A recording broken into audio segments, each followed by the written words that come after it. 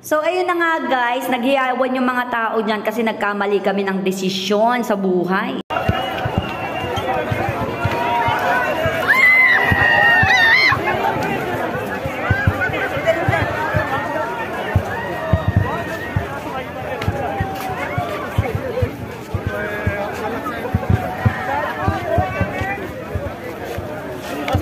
So, nagkamali tayo ng desisyon guys.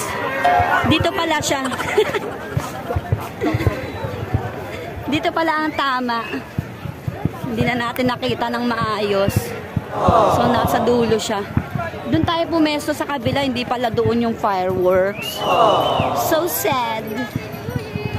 Pero okay lang kasi New Year naman. Happy New Year!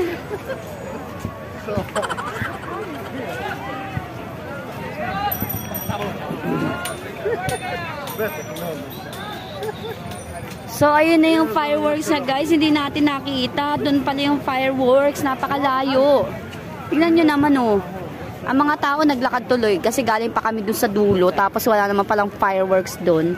It's a prank. Na-prank tayo mga auntie.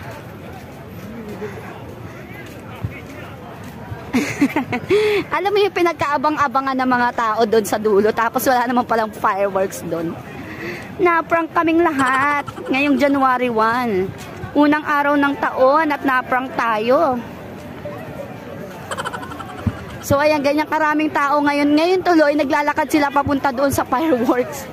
Kasi mali yung napwestuhan namin. Kasi di ba last year, doon daw yung fireworks pero hindi na pala siya ngayon.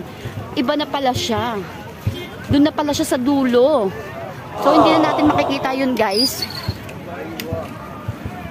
Wala na tayong chance na makita at mapanood ang buong fireworks. So, ayan siya. Natatakpan siya ng mga lights. So, ngayong 2024, ayan po yung mga na-prank.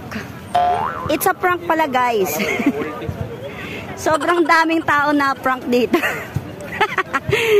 Doon daw yung fireworks, pero wala ang fireworks. Na-prank tayong lahat. So, pasensya na sa mga naghihintay ng fireworks, wala po ako maipapakita.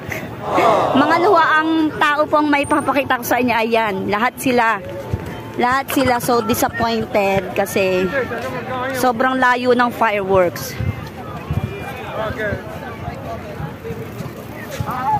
Ano ba tong nanghihila sa akin? Hinihila niya na ako. Sobrang bagal ko, hinihila niya na ako. Wala guys, this is my first time fireworks here in Corniche, but I'm disappointed. Wala, I'm waiting for a long time here, but I cannot see any fireworks here. So too much people waiting there. You see my live before? Too much, but they cannot see any one of fireworks. The fireworks is there.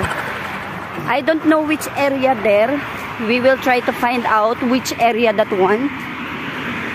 So everybody is waiting there on the other side. So we came from there. But there's no fireworks. So anyways, Happy New Year everyone. Have a healthy body. Peace of mind. Forgiveness.